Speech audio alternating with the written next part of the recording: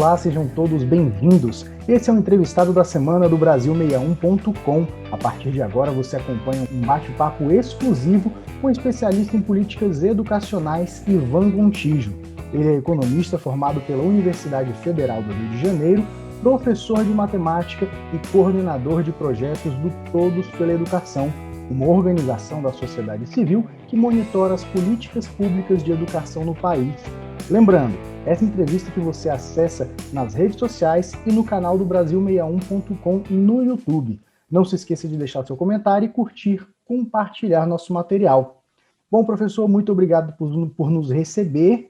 E eu já queria começar sabendo do senhor um balanço sobre o ensino público no Brasil em 2020, depois que nós tivemos a pandemia da Covid-19.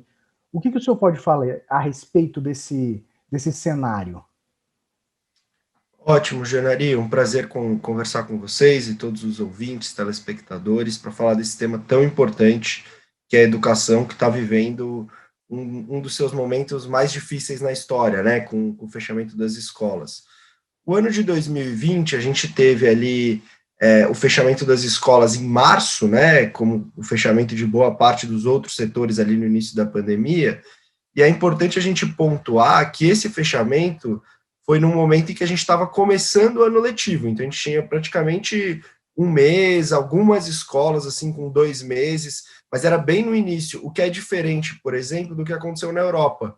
Como a Europa, o ano letivo começa em agosto, então eles já estavam praticamente no meio para o final ali, né? Então isso é uma diferença quando a gente compara do Brasil com outros países. Então, a gente acabou fechando as escolas bem no início do ano. E aí, quais foram as duas principais medidas que as secretarias de educação fizeram? A primeira foi o desafio de migrar para o ensino remoto, né? Então, as redes migraram em momentos diferentes para o ensino remoto. Teve rede de ensino que conseguiu fazer isso de um jeito mais rápido, e aí, por exemplo, deu férias para os alunos, e aí já começou no ensino remoto em maio ou em junho, e outras redes que tiveram um pouco mais de dificuldade de se adaptar a essa transição foram começar com as iniciativas do ensino remoto, mas em agosto, praticamente, né? Então, ficaram um bom tempo sem nenhum tipo de atividade, né? Então, as realidades no Brasil são muito diferentes. Então, a grande marca do ano de 2020 é essa migração para o ensino remoto com todas as dificuldades que se apresentaram, né? A gente sabe que os estudantes, muitos estudantes brasileiros não têm acesso à tecnologia, acesso à internet, né? Os recursos tecnológicos são distribuídos de forma muito desigual pelo território, né? Os professores também não tinham formação, muitas vezes, para lidar com esse novo modelo de ensino, né? As aulas de outra forma.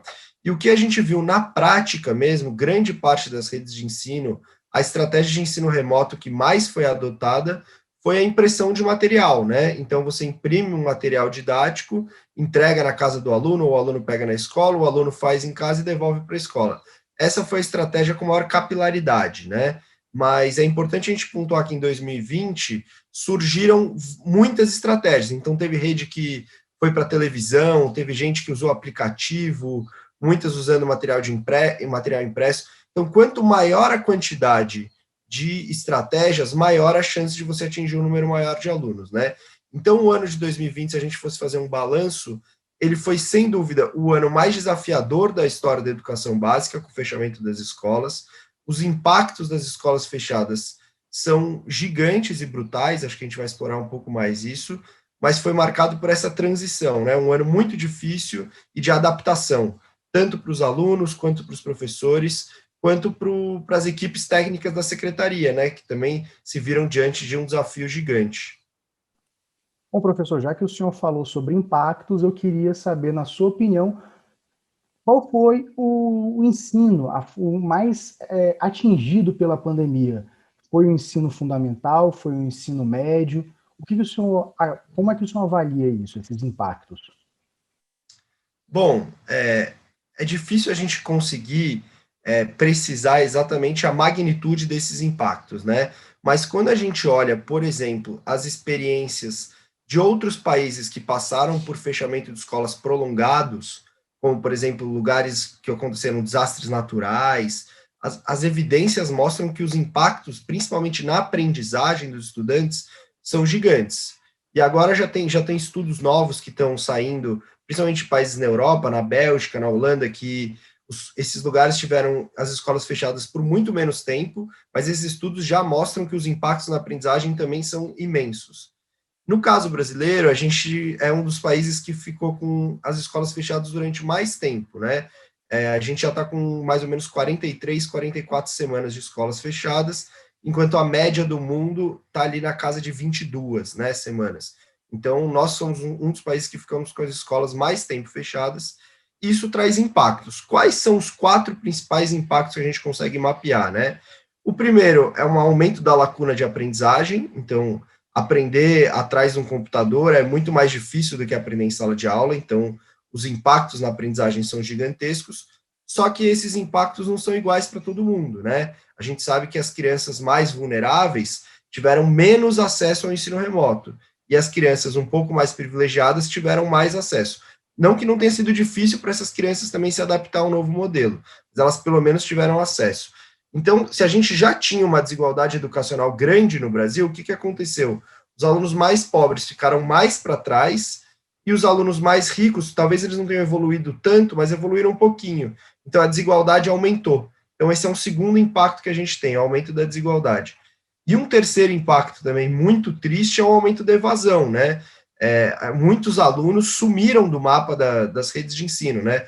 As redes de ensino não conseguiram fazer com que as atividades chegassem nesses estudantes, tiveram muita dificuldade, são alunos que simplesmente abandonaram, né, o sistema educacional. Então, esse é um terceiro impacto muito grande. Então, quando a gente fala de impacto, são esses 3. Aumento das lacunas de aprendizagem, aumento da evasão e aumento da desigualdade, que são impactos brutais, né? Agora, em relação às etapas, é difícil a gente conseguir precisar exatamente qual etapa foi a mais prejudicada. Mas aqui é interessante a gente olhar para os extremos. Então, quando a gente olha ali para a educação infantil, principalmente a creche, os impactos ali são gigantes. Por quê? Porque as crianças ali de 0 a 6 anos, que estão na chamada primeira infância, elas estão numa fase de desenvolvimento muito forte, né? É a época que o nosso cérebro tem a maior plasticidade, né? Então, a época que o ser humano se desenvolve de uma maneira mais rápida. E uma das principais formas do ser humano se desenvolver é convivendo com outros iguais da sua idade, né? As crianças foram privadas desse convívio, né, por conta do fechamento necessário das escolas. Então, o impacto disso é gigante. Imagina uma criança que, por exemplo, tem 3, 4 anos e está 1 ano sem conviver com outra criança. Isso acontece com milhares de crianças brasileiras. Os impactos disso são imensos. Quando a gente olha para o início, né, da trajetória escolar, e quando a gente olha para o final também, um estudante, por exemplo, que estava no terceiro ano, em 2020, né, ia prestar o Enem, ele foi muito prejudicado nesse sentido, principalmente ser um estudante mais vulnerável, que teve menos acesso. Então, que é um momento crucial da trajetória do estudante, essa transição para o ensino superior, e muitos estudantes foram prejudicados. Isso não quer dizer que os alunos que estão ali no ensino fundamental também não foram prejudicados, mas em tese eles estão ali no meio da trajetória escolar, então tem mais tempo para se recuperar, né? Quem já está no final da trajetória escolar ali no ensino médio, vai ser mais difícil correr atrás desse prejuízo. Bom, professor, voltando então um pouquinho do que o senhor já tinha falado anteriormente, de que algumas formas foram criadas para que os alunos continuassem no estudo. Dentre essas formas, como, por exemplo, a impressão de materiais para entregar aos pais que levam para casa e tudo mais, como é que seria uma forma, talvez, eu não vou dizer a mais adequada, mas como é que seria uma forma interessante de manter esses alunos na aprendizagem escolar? Então, agora a gente está passando por um novo contexto, né, que muitos estados, muitos municípios já estão anunciando planos de reabertura das escolas, né, e a gente passa... Antes a gente tinha, em 2019, o ensino pré-pandemia, o ensino presencial. 2020, ensino remoto. 2021, está se desenhando um contexto de ensino remoto combinado com presencial, né? E aí as estratégias são muito importantes para a gente conseguir fazer justamente o que você traz, né? Manter os estudantes engajados, né? Então, tem 2 estratégias que me parecem que são muito acertadas. A primeira é você conseguir disponibilizar os meios para esses estudantes estudarem, né? Então, por exemplo, cidades um pouco mais ricas, como São Paulo, Rio de Janeiro, têm conseguido, por exemplo, comprar pacotes de internet para os estudantes, oferecer tablets. Isso é uma medida interessante para quem tem os recursos financeiros disponíveis, porque isso é muito caro, porque é uma forma de você engajar os estudantes para além das atividades somente impressas, né? Aumenta o seu cardápio de possibilidades. Então, essa é uma medida, conseguir melhorar a conectividade dos estudantes, dos professores, das escolas, da formação para os professores ensinarem nesse novo modelo é fundamental. Então, essa parte mais de formação e recursos tecnológicos. E outra estratégia que é muito importante é manter a proximidade dos estudantes e das famílias com as escolas, né? Então, fazer com que não se perca esse vínculo, porque quando perde esse vínculo, a gente sabe que a aprendizagem é mais difícil e a evasão é mais provável, né? Então, manter próximo, estratégias de comunicação acertadas para manter os estudantes engajados, avisar para as famílias, por exemplo, quais dias que eles vão para a escola, quais dias que eles não vão, o que eles fazem nos dias que eles estão em casa. Então, trazer orientações e recomendações claras para as famílias e para os estudantes é um elemento também fundamental para manter todo mundo engajado nesse contexto que é mais desafiador, mas que também dá para fazer acontecer e dá para fazer mitigar um pouco dos impactos que a pandemia trouxe para a educação. E diante desse cenário que está se desenhando para a educação agora em 2021, qual é a sua expectativa? Bom, vai ser um ano muito desafiador também, né? Primeiro que a gente está lidando agora no contexto de pandemia com uma incerteza muito grande, né? Então, a gente não sabe quais são os rumos da pandemia, quando vai chegar a vacinação, o contexto é muito incerto. Então, é difícil a gente garantir que, por exemplo, as escolas vão ficar abertas durante todo o ano de 2021, né? Mas o que é interessante é que as evidências, agora na pandemia, a gente sabe que as pesquisas vão surgindo e a gente vai se adaptando ao novo contexto, né? Elas têm mostrado cada vez mais que as crianças, elas transmitem muito menos o vírus do que os adultos. O potencial de contaminação é muito menor. Então, isso dá uma segurança maior para os gestores reabrirem as escolas com todos os protocolos e as escolas serem ambientes seguros, né? É importante a gente colocar na mesa a importância de reabrir as escolas por conta daqueles impactos que a gente citou, né? As escolas fechadas, elas trazem impactos gigantescos para os alunos, em especiais os mais vulneráveis. Então, é importante a gente colocar na mesa essa discussão da reabertura, e o ano de 2021 ele tem que ser marcado por um processo primeiro, de acolhimento das crianças, né? Isso é muito importante, acolhimento das crianças e jovens, então fazer com que elas se readaptem ao ambiente escolar, num processo gradual e cauteloso, né? A gente vai voltando aos poucos, não adianta a gente querer colocar todas as crianças na escola de uma vez, então esse processo tem que ser feito com muito cuidado, preservando a vida com todos os protocolos, isso é fundamental, essa questão do acolhimento. E aí eu trago um segundo ponto também, que deve ser a tônica para 2021, que é a recuperação da aprendizagem. Então, assim, fortalecer as estratégias de recuperação da aprendizagem para que os alunos não fiquem para trás, né? A educação, ela é uma ferramenta muito potente de combate às desigualdades. Então, se a gente não conseguir diminuir essa desigualdade que foi escancarada pela pandemia, vai ser muito mais difícil. Então, apostar muito em programas de reforço e recuperação, apoiar os estudantes, para que ninguém fique para trás e, aos poucos, o sistema educacional vai se recuperando. Certo, professor. Então, o senhor deu uma pincelada sobre outros pontos que vão além das medidas de segurança sanitárias, os cuidados para evitar a contaminação dos alunos, mas eu queria saber da importância dos cuidados da saúde mental, tanto de alunos e estudantes, quanto dos profissionais da área de educação. O que o senhor avalia sobre isso? Esse ponto que você traz é muito importante, né? Porque, com certeza, a pandemia trouxe impactos à saúde mental e emocional de todo mundo, né? Mas tem algumas particularidades que são da educação que é importante a gente pontuar. A primeira é em relação aos estudantes, né? A gente sabe que o isolamento social para crianças e jovens que estão numa fase de se formarem como seres humanos, né? A convivência cumpre um papel fundamental nessa etapa. Então, as pesquisas apontam, inclusive saiu uma pesquisa da Folha de São Paulo, em que 79% dos pais afirmavam que os estudantes se sentem desanimados, ansiosos. Então, sem dúvida, esse é um impacto gigante.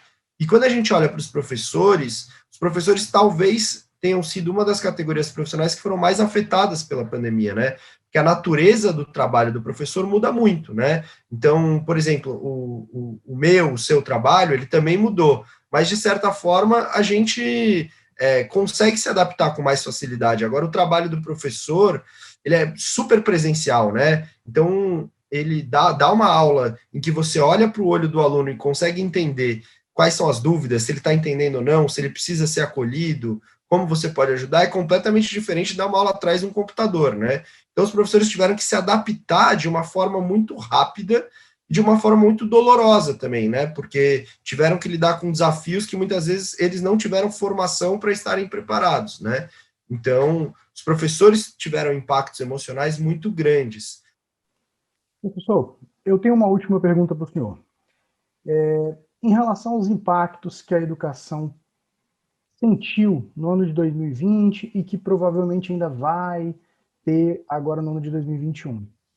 Como que a gente consegue, não, mas esse impacto todo, esses problemas na educação, a dificuldade dos alunos e o ensino de uma forma geral, a gente consegue resgatar a qualidade de ensino? Isso vai levar muito tempo ou isso tem um tempo moderado para conseguir alcançar? Essa é uma pergunta muito preocupante, né? No sentido que educação é uma coisa muito importante. A gente sabe que esse tempo perdido é tempo perdido de crianças que estão numa fase de desenvolvimento. E a gente não quer que exista uma geração marcada pelo Covid, né? Que teve menos oportunidades que outras gerações. Quando a gente olha para os impactos são brutais, né? Isso não existe discussão. E o mais triste de tudo é que esses impactos são brutais, principalmente para os estudantes em que a educação cumpre um papel ainda mais importante, né? Que são os estudantes mais vulneráveis.